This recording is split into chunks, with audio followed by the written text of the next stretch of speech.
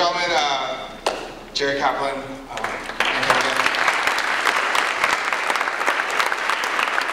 So I apologize for the brief intro. Jerry has an appointment, so we wanted to get going. But so anyway, we have 1,100 people registered today, 60-something companies from all over the world. There are people here from Spain, from Germany, from Kansas, all over the world. So yes. Anyway, so just quickly, I'll tell you who I am. Again, I was at Founder Institute. While I was there, we launched about 400 companies. And then last year, I started something called PITME, which stands for Peace in the Middle East, or Progress in Technology in the Middle East. The idea is to build a bridge and connect Middle Eastern entrepreneurs to the Valley, help them with fundraising, and just be able to kind of get bilateral communication going. Again, Alain and I were kind of co-workers in a sense. He was running the Paris chapter of Founder Institute, and now he's actually working at Apple, and that's why I'm here, not him. Anyway, we have an awesome panel coming up next, moderated by Anthony Ha, who's the little big guy at TechCrunch. He's an awesome writer. And the panel is actually made up of founders who recently just raised money, including Ajay from Wedding Party, if anybody's getting married. We use it for our wedding. It's an awesome app where people can take pictures and upload. I think we had like 400 pictures taken from guests at the wedding, really cool ones that the photographer missed, or they weren't as inspirational. So also Janti is here, who won the pitch competition last year. So with that, I'll introduce Anthony Ha and the founder panel.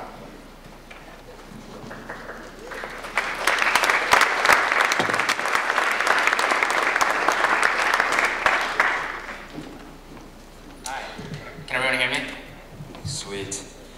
I am the moderator, so hopefully this will be like the most talking I do for the entire panel. I'm Anthony Ha, I write for TechCrunch. So yeah, let's just kind of go down the line. Everyone, introduce themselves and give us, at least a couple sentences about the company. Get to the panel. Great. So hello everyone, my name is Francisco Palau. My main company is called Ayactiv. I founded it 7 years ago as a spin-off of the University of Granada in Spain. We are specialized in artificial intelligence because I founded the company after finishing my PhD in artificial intelligence, and we are building basically innovative products, but for both enterprises and also startups, and we are also spinning out our own products. Actually, the last one that we released is called Monitor. It's actually an intelligent startup assistant that helps entrepreneurs to become better by applying lean startup principles step by step. Hi everyone, my name is Ajay Kamat. I'm the founder of a company called Wedding Party, and Wedding Party allows couples to create a customized mobile app for their wedding. So guests can see all the logistical information about where they should go for the various events. They can see who the other guests will be. They can share photos from all the events, and yeah, that's what we're here. Hi everyone, I'm Jayati Sengupta. I'm the founder and CEO of Flipgigs. The shortest way to describe Flipgigs is that it's an online platform for students to showcase their skills. So the way it works is students come to our site, they post their skills, spanning different talents, and then consumers and merchants, they post requests or gigs. So we try to connect, both parties on our site. And we actually had an amazing kickoff at the conference last year. And got a lot of feedback from a distinguished panel, and consistent with that feedback, we tried out our pilot program, and we're coming out of beta this year. As we get out of this pilot, we're very hopeful that we can scale it to the next level. John. Hi, I'm John McGuire. I'm an Irishman living in Silicon Valley. I'm the CEO and founder of a company called ActiveMind Technology. We're developing the game platform, and our first sport in the game platform is game golf. A good analogy would be Nike Plus or Strava for golf. So, I think part of the point of this panel is just kind of to get you to kind of share stories, hopefully, a little bit of wisdom, hopefully some funny stories about mistakes and screw-ups. But I think to sort of start is to go before the founding and actually tell us just a little bit about what was your background before you started the current company. Just to mix it up, we'll start with John. So I have a background in big data, and I have also in parallel I have a background in behavioral psychology. So the company is a merge of both my passions, which is technology and performance. So in Ireland, I would have worked with everything from, while working in Nortel, managing European data warehouses at Data Marts, I was in the evening and early mornings working with professional ballerinas all the way to the weekend warrior golfers. Yeah, so I started off my career in technology just doing UI development, then got into more functional roles as engineer roles in Oracle and companies like Oracle, Portal Corp. And then prior to founding FlipGigs, I was at a mobile startup called Device Anywhere. I was part of their exec team and headed release, build and deployments, software quality assurance, so Device Anywhere basically offered ALM solutions for the mobile industry, and it was a very interesting space to be in. So they got acquired by Keynote Systems. Around the same time, I was toying with this idea, and I really wanted to do something on my own. So that's how I got out of it, and then was really eager to build this, to scratch my own itch. So prior to Wedding Party, I was actually working at a networking company called Brocade. I was on the sales and business development team. Prior to that, I was actually studying bioengineering and working in the pharmaceutical industry. I've always kind of been really interested in tech, and I've been hacking around and coding for a while. Weddings, that's where I am now. Although, and as we're talking backstage, you're actually not married yourself, but you. I'm not married.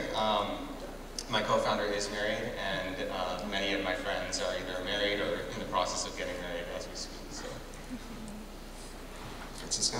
Yes, so as I said before, my background is PhD in artificial intelligence. I did as well an MBA, but even before doing the PhD, when I was in the university, in the second year of the university, I founded my first company. Okay. So these were when I actually became an entrepreneur with 21 years old. It was an internet company in 2001. It was a dairy company. I didn't meet my wife there, actually. You didn't? No, I didn't. But actually a lot of people got married through the website, and it was very interesting because after 1 year of having this platform, we started to receive a lot of pictures from all around the world with people who got married through the website. So it was a great experience, and 3 years later we sold the platform. It was a very good experience for me. So in terms of actually founding a startup, this is your second time? Okay. No, actually I founded like maybe 7 or 8 startups. Yes, because from iActive we are founding now a spin-off. Okay, so okay. We have like 4 more startups. Alright. Yeah. Okay. And this is the first time you're founding a startup for the three of you, is that? It's for me. Okay, cool. Great, and so, let's actually get into the startups themselves. I mean, talk a little bit just about where the initial idea came from. Okay. Actually, with iActive, my main company, the initial idea came from customers. When I was researching at the university, some potential customers came to us interested with the technology. And also even with Lead Monitor, it was the same. A lot of entrepreneurs came to us to ask us how to build a company, so we built this tool for helping entrepreneurs. So most of our ideas and new companies have come through real customers. Right, so it's kind of like you'd already especially once you've started a business and you're sort of interacting with customers, then sort of other business ideas sort of come along naturally. Exactly. Where did the idea for the dating site come from? Wow, maybe because I didn't have a girlfriend. No, actually, I cannot even remember. I think that we saw something similar in another country. It wasn't anything in Spanish, so we found this company in Spanish, yes. So it was because we saw something very similar in another market. Okay. Jay, what about you? Where did Wedding Party come from? Yeah, so about 2 years ago, one of my best friends got engaged, and he was the first in my friend circle to do so. And at first I was kind of shocked. I thought he was insane. How old were you at the time? How old was he? Without him, probably 25. Okay. And I thought it was crazy, and finally, once it kind of settled, we started talking about how challenging planning a wedding actually is, and it turns out, the average engagement is 14 months, and it's like a year-long cycle to plan it. And so we just started talking about, are there any tools that are making this easier for you?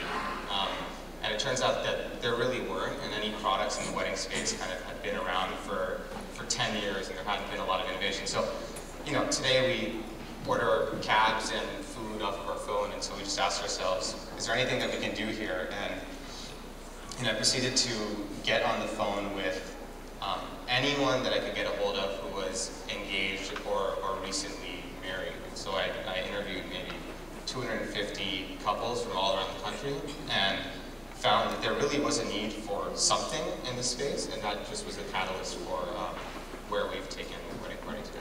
So how did you go from, okay, well there's clearly weddings, the technology around weddings is very outdated, to, okay, at least initially sort of focusing on photos? Yeah, so for us, we really looked at where are the problems and where are the entry points, and why have there been no companies building cool stuff in the space. And we realized that if you wanted to advertise against the search term wedding registry, it's incredibly expensive and cost prohibitive for a bootstrap company to get into the space.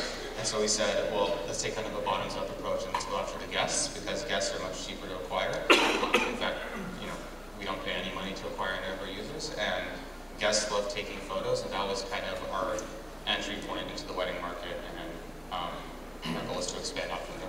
Right, but to expand within the idea, because I feel like if you talk about wedding photos, you can imagine expanding into other kind of event photos, but also expand to doing more wedding services. It sounds like the latter is kind of what you're thinking. Yeah, absolutely. I think there's a ton of companies going after kind of event-specific photos and things like that. But we see just a tremendous amount of opportunity in weddings specifically, and also we really believe in kind of like absolute focus. And if we can focus on one problem at a time and one segment at a time, we think we can do a really good job. And that's why we thought it was really interesting, because we released kind of a subpar photo sharing app, but we made it just for weddings. And we saw that we got kind of a lot of enthusiasm and traction just by doing that. So we're going to continue focusing on weddings. It's not so far, it's really good. I'm glad you had it. Focused in the US market or outside? The vast majority of our users are in the US, but we do have a lot of international users as well. Jyoti, where did Flipgigs come from? Yeah, so the idea stemmed from a personal problem that I encountered. I have a teenager, and 2 years back, she came to me, and my daughter, she comes to me, she was transitioning from middle school to high school, started to feel a little independent about the whole transitioning thing, and then comes to me and she tells me that, that she wanted to find a writing gig. Writing happens to be one of her many talents, and she wanted me to help her with it. So we went on different websites, and several of these websites we found freelancers that thrived on these sites, backed by tons of experience. Nothing that was clearly focused on students like her with little or no experience, but a bundle of talent. And with options running out, I even tried out Craigslist, and they definitely did not have any structure around gigs, and I kind of felt unsafe with all this, spam and the filth that was on the site, and completely ran out of ideas. And at that point of time, I was still at Device Anywhere, and I started thinking about it. It seemed like a compelling idea. And then from there on, I started to see the problem from every angle. Like as a parent, especially in the Bay Area, my kids are engaged in different activities, sports, music, tutoring, and every month I shell out so much for these activities. And I started to think about, I go to my kids' schools, and I see these high schoolers, they're so talented. College students, obviously they have honed their skills. And why can't these older kids then help the younger ones, right? So I saw value in that, and then once I formed the company, I was bootstrapped, on a shoestring budget. I really needed scrappy help, like things where I could reach out to the community. This was not rocket science. I needed to reach out to the community, to the students, to the parents, and I needed student help. I needed to hire student ambassadors. So I saw the value from every angle, And I really, like he said, I really spent a lot of time, like Stanford Mall, going and talking to students, how do you find jobs? And the answer I got was, nothing has changed in the last 40 years. It's still the same thing, it's them knocking on doors. And not one site really catered to the gig market. Like there's a LinkedIn of the world that caters to full-time, but nothing around gigs for students. And so how do you sort of define a gig versus a job? A job is more like a full-time opportunity. So I can imagine students, college students, LinkedIn does not even entertain high schoolers. So, they're putting a lot of effort on college students where they're, creating their profiles to get their first break. So those are real jobs. And we're talking about gigs. So if you look at parents like me, like I mentioned, our site really caters, 90% of our services are around 3 different flavors of tutoring. And that's really good, we have a focus. So it's like I mentioned, academic tutoring, music mentoring, and sports instruction. And so that's what we call, really, those are the gigs that students can do because they have a talent, they expand their talent, they pad on these things to their applications. Right. And colleges love that kind of experience. And what's the age group in terms of students that you're trying to? So high schoolers, they're legally allowed to work certain hours, and within and that works great with gigs. They're usually a few hours a week or so, and then going up to college students and. John, tell us about sports and golf. I think it's important to understand the mindset of the entrepreneur. I think you need to be very optimistic and absolutely crazy to go doing something like this. This started, for me, this isn't just something that happened overnight. It was, at the age of 14, I can remember one of my buddies, I got him to close his eyes to go through a visualization of a match he was playing at the weekend. So both of us nearly fell over laughing. But the next week there was 2 guys, the week after there was 3 guys. And then I went to doing a computer science degree in college, and I had most of the sports science, Irish rugby team, professional athletes coming to me while going to college, doing a computer science degree. So it's something that has been, an undercurrent all the way through my early years. Then while working in Nortel, I was always the guy that was in the office till 12, 1, 2, working on, the Yelp type thing before it came out, or different type things that somebody at some stage got funded, and then we decided, okay, let's can that. So it's we've always been building up towards really, putting everything into doing something. And around 2006, 2007, the whole world of wearable sensors, cloud computing, etc. That was just that was coming. I knew that there was an opportunity in sport. Sport is the passion of humanity. There's from a total market size, there's 600 million active consumers out there that participate in sport in one form or another. So I started looking at, around then, how would you use technology to engage a consumer base, to provide a very compelling experience. And eventually linked up with Enterprise Ireland, who would be a government body in Ireland tasked with developing high potential startups. And they hadn't a clue not that they hadn't a clue what I was talking about, but they liked my background, the merge of technology and performance. They thought there was something there, they weren't 100% sure what it was. So they said, I tell you what, if you kind of drop everything you're doing, we'll fund you for a year to go do market research, market validation, travel to different countries. And I did that with asking 5 questions to the different entities that I went to. What do you do today to help people improve? What's good about, what technology do you use? What's good about it? What's bad about it? And if you had a magic wand, what would you really, really like to see? So this didn't start off as a golf thing. That funneled into, the Strava type Nike Plus system, really before Nike Plus had come out, or at least around the same time. So I started, at the end of that process, they said, okay, John, if you're willing to back your idea, we're willing to co-fund with you. So that's when I mortgaged my house. They matched that funding. And when I look back now, that was such a risk. It was crazy to do that. It still is crazy that I've done that. Especially having 2 young girls and married.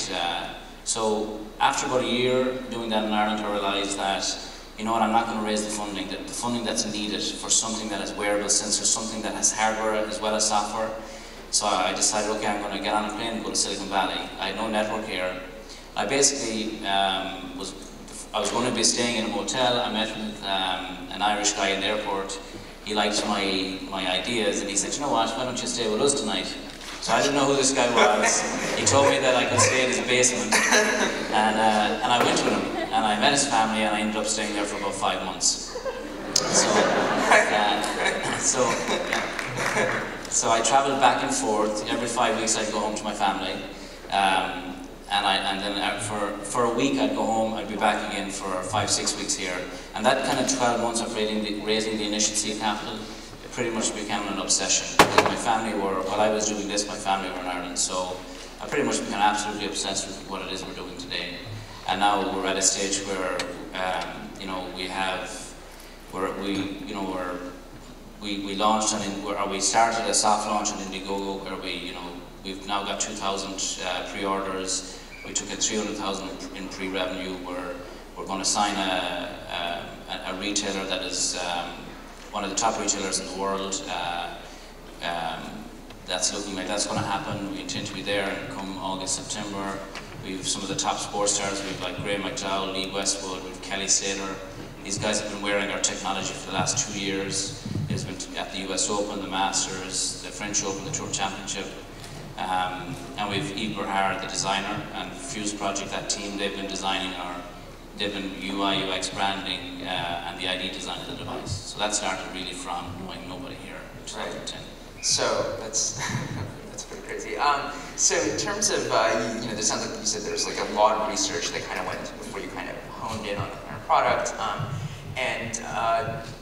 At what was the point when you realized, okay, this is going to be, that hardware is going to be a component of it? And I would imagine, especially in the 2008, 2009, less so now, but back then, there must have been a little bit of trepidation, just like as soon as you realize, oh wait, we're actually going to have to build something, like a physical product. That suddenly gets a lot harder. Can you just talk a little bit about that decision? Yeah, it wasn't hard because you just got blind optimism.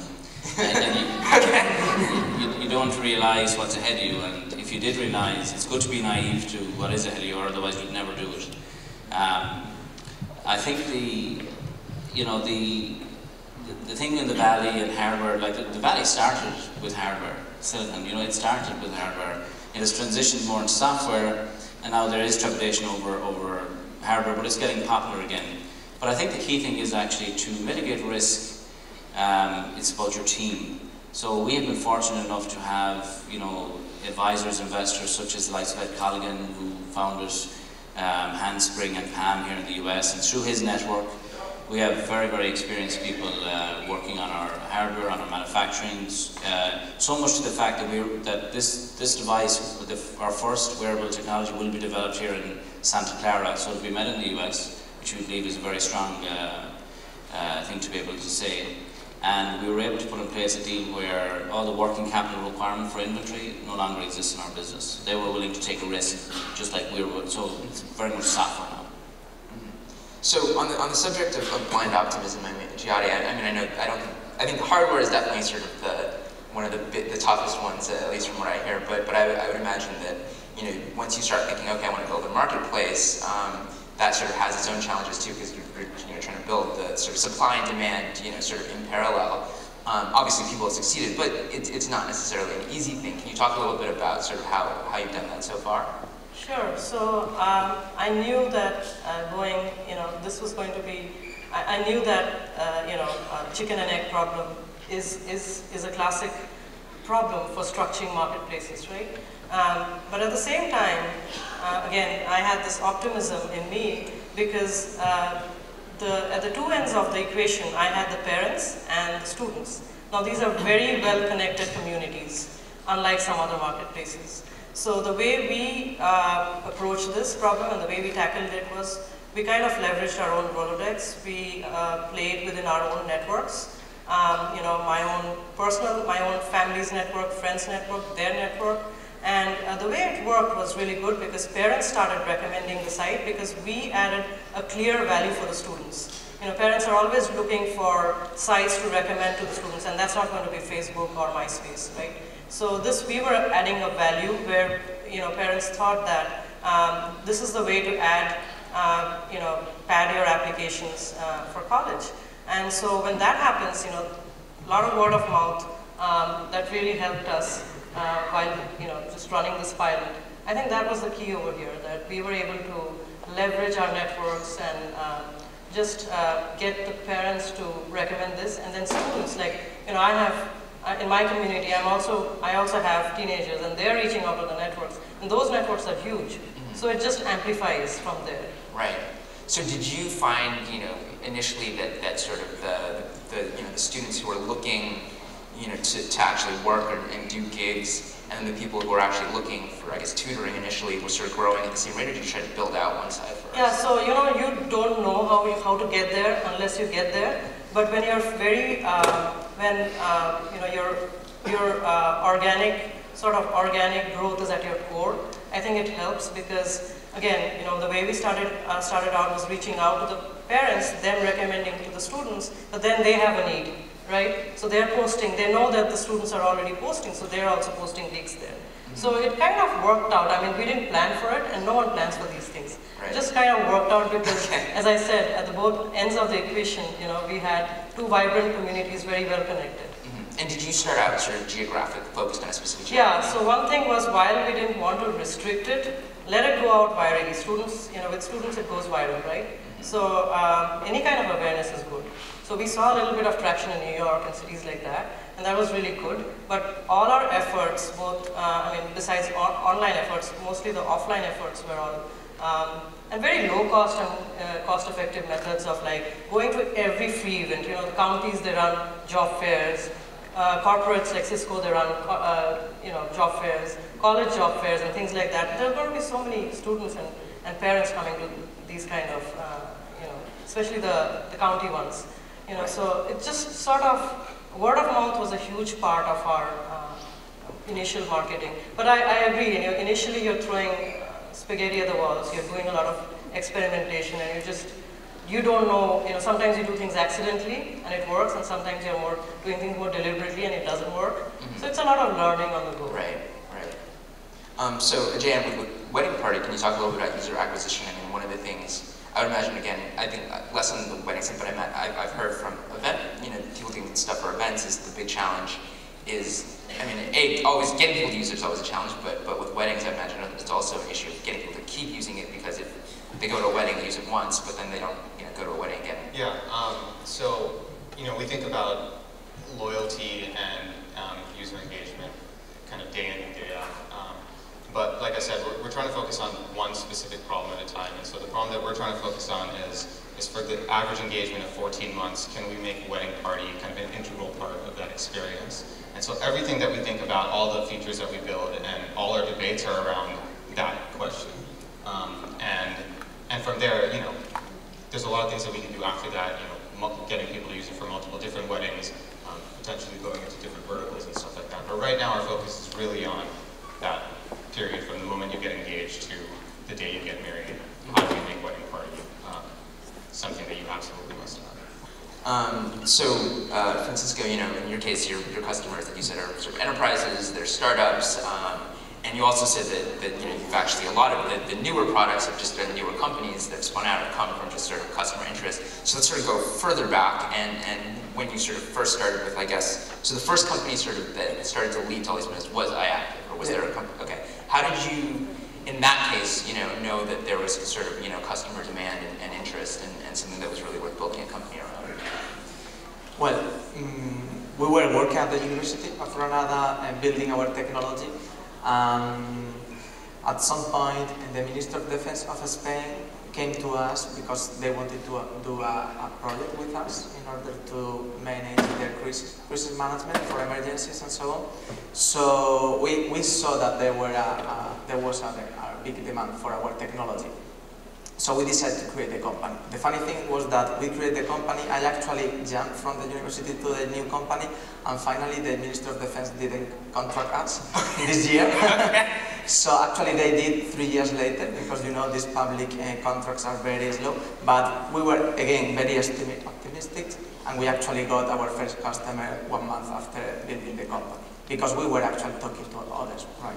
So at the first year we were based on a service-based business model. So we had the opportunity to see different industries, different markets, and to see opportunities within each of them, right? So we spent almost $2 million in building this technology, and we didn't sell any of these packages of the technology.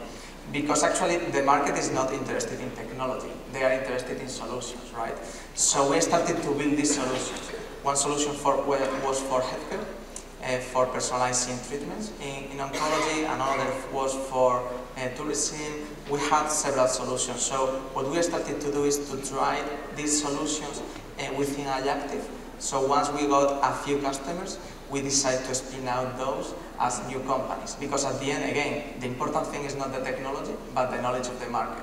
So we started to find new CEOs for these companies who were very knowledge expertise in these markets. So for example, the tourism company is in Brazil, in Rio de Janeiro, and is doing great because this CEO is very inside of the tourism market. Yes, and now we are going to spin out Lean Monitor, the company for Lean Startup, which is doing very well as well within Ayactiv. So this is actually our strategy. We do the marketing validation within Ayactiv, and once we have the market validated, we spin out these companies. Right. So you said that you spent $2 million to build this technology, and that didn't. So how quickly did you figure out that you know, after you spent the $2 million, that wasn't maybe the right approach, and how quickly did you say, oh, okay, actually we need to just turn this into a solution that people will actually buy? We found that quicker I mean, we spent less time in figuring out the mistake that we did than actually building the product. And this is the bad thing, right?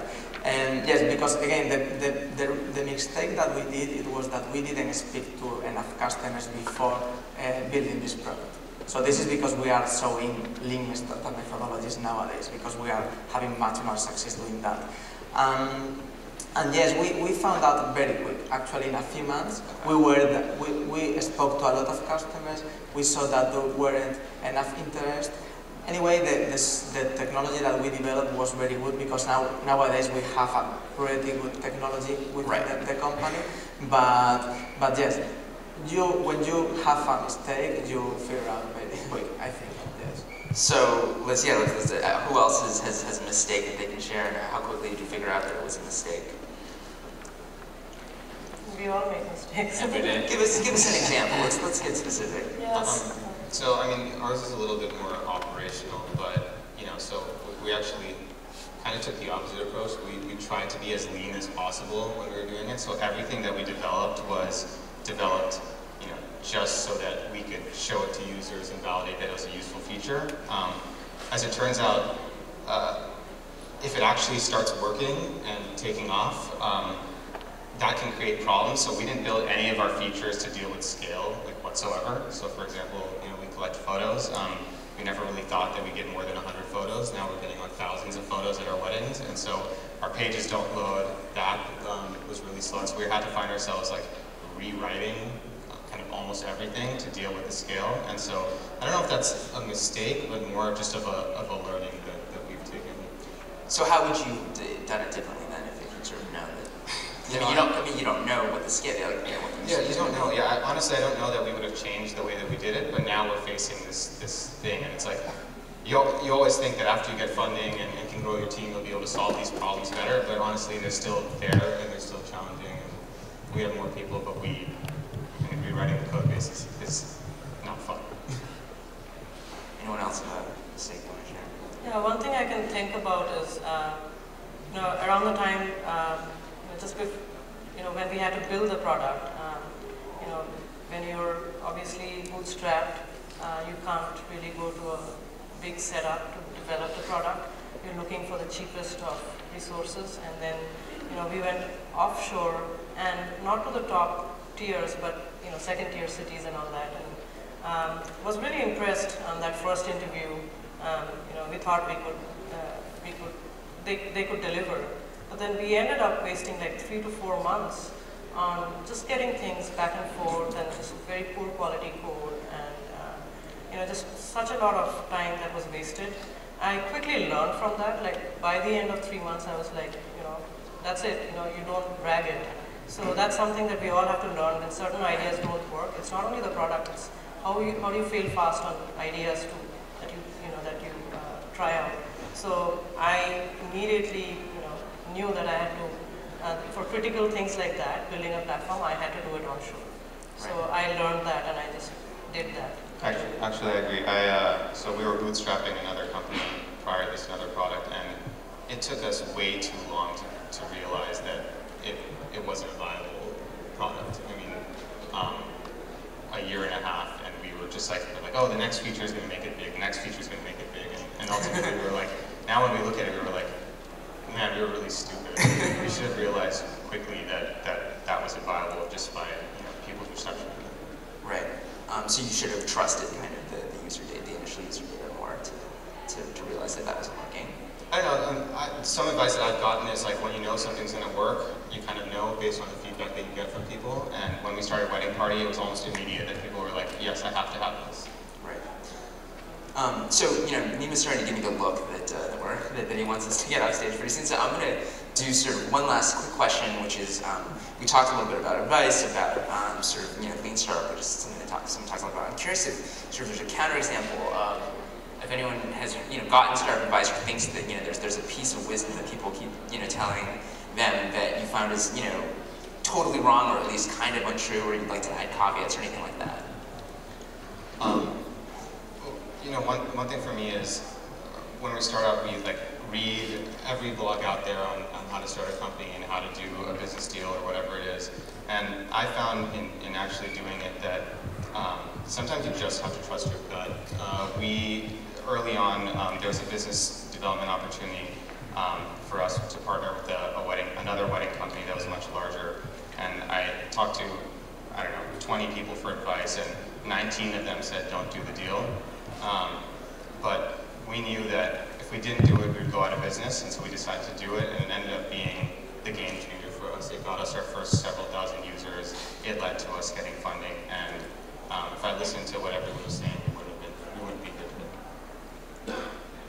Anyone else with advice that counters other advice? I think maybe coming from a different country, coming from Ireland, you have a perception in the early days that nearly all you have to do is turn up and show your video or whatever you have. But I think it's not true. I think it just boils down to the fundamentals of business. Basically, you need traction, you need to have a good product, you need to have a good team. Great. Well, thank you guys for sharing your stories. Thank you. Thank you.